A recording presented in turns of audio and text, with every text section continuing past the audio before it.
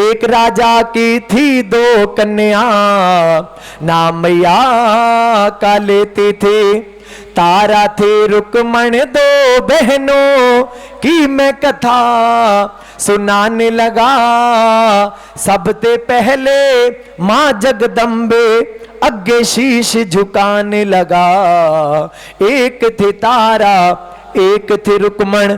कहते भक्तों राजा दक्ष की दो बेटियां थी, एक का नाम था उमा और एक का नाम गोमा। क्या नाम था बेटा? कथा में ध्यान दीजिए, आप नहीं बोलेंगे।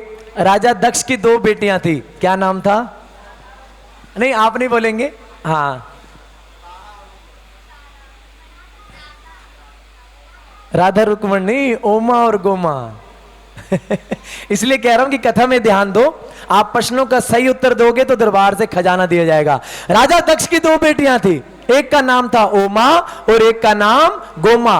दोनों ही माता रानी की भक्तनी थी, संतनी थी, दिन रात पूजा पाठ किया करती थी और हर एकादशी के दिन दोनों बहनें व्रत किया करती थी। कहते हैं भक्तों एक महीने के अंदर दो तिथियां होती हैं और एक तिथि के अंदर 15 दिन होते हैं। एक शुक्ल पक्ष की तिथि होती है और एक कृष्ण पक्ष की तिथि होती है और दोनों तिथियों में दो बार एकादशी आती है, एक शुक्ल पक्ष की एकादशी और एक कृष्ण पक्ष की एकादशी।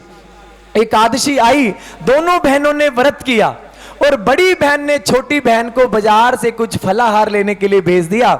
जब छोटी बहन बाजार से कुछ फलाहार लेने के लिए गई तो भूलवश चावलों का भोजन ग्रहण कर लिया और बड़ी बहन के लिए फलाहार लेकर घर आ गई। जब बड़ी बहन ने फलाहार किया तो बड़ी बहन ने छोटी बहन से कहा कि बहन आज तुमने भी एकादशी का व्रत किया है, तुम भी फलाहार कर लो।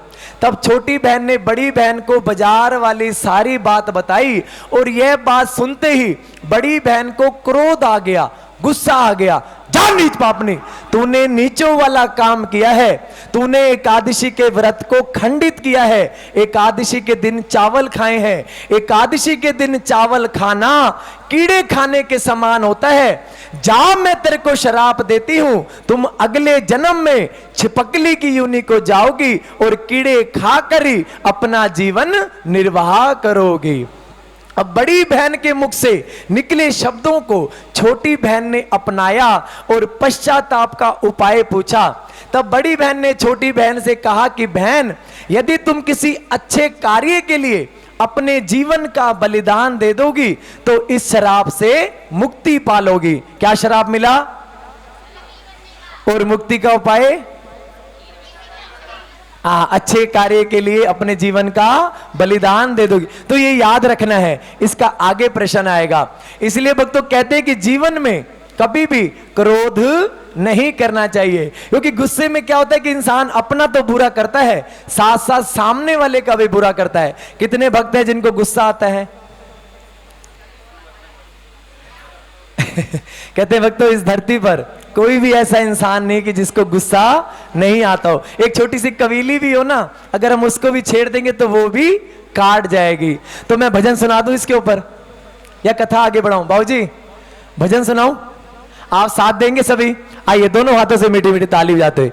क्रोध बड़ा दुखदाई रे भक्तों, क्रोध बड़ा दुखदाई, क्रोध बड़ा नहीं रे बंदे, क्रोध बड़ा दुखदाई हो। इसकी नहीं दवाई रे भक्तों, इसकी नहीं दवाई, इसकी नहीं दवाई रे भक्तों, इसकी नहीं दवाई हो। पहले आग लगे तन अपने, पहले नहीं है अपने, फिर औरन को जलाई रे भक्तों, क्रोध बड़ा दुखदाई, क्रोध बड़ा दुखदाई रे भक्तों, क्रोध बड़ा दुखदाई। मीठा खाओ मीठा बोलो, मीठा खाओ मीठा बोलो, हो मीठा खाओ मीठा बोलो, इसकी यही दवाई रे भक्तों, क्रोध बड़ा दुखदाई, क्रोध बड़ा दाई रे बंदे, क्रोध बड़ा दुखदाई।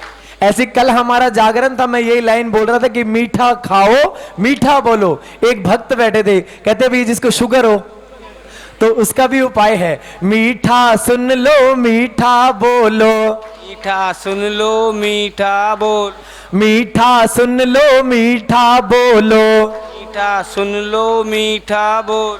इसकी यही दवाई रे भगतों, क्रोध बड़ा दुखदाई, क्रोध बड़ा दुखदाई रे भगतों, क्रोध बड़ा दुखदाई। बोलिए सच्चे दरबार की जय।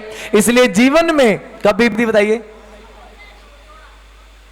और किसी को, किसी को भी नहीं? हाँ जी पीछे भैया जी, हाँ भैया जी मालूम है किसी को? हाँ, राम का नाम जब भी लोगे आप तो हमेशा 2 बार निकलता है। चलो कोई बात, मैं बता दूं, बता दूं। कहते वक्तों जो राम शब्द है ना, ये 3 अक्षरों से मिलकर बना है, रे, आ का डंडा और मैं। और हिंदी वर्णमाला में जो हम कैखे गया लिखते हैं ना, हिंदी वर्णमाला बोलते हैं, तो हिंदी वर्णमाला में जो रे शब्द है ये आता है 27वें नंबर पर, और जो आ शब्द है ये आता है दूसरे नंबर पर। 27 और 2 कितने हो गए? 29। और जो मैं शब्द है ये आता है 25वें नंबर पर। 29 और 25 कितने हो गए? 54। 54। और जब हम एक बारी राम बोलते हैं तो 54 बनता है। जब हम बोलते हैं राम राम तो 54 और 54 मिलकर कितने बन जाते हैं? 108 बन जाते हैं। जब आप 2 बारी राम राम बोलते हैं ना तो एक माला का जाप हो जाता है। बोलिए सियापति रामचंद्र महाराज की, बोलिए बालाजी महाराज की। आप भूलेंगे तो नहीं? नहीं भूलोगे ना? बोलिए सच्चे दरबार की। शनि शनि समय बीतता गया, द्वापर युग आया,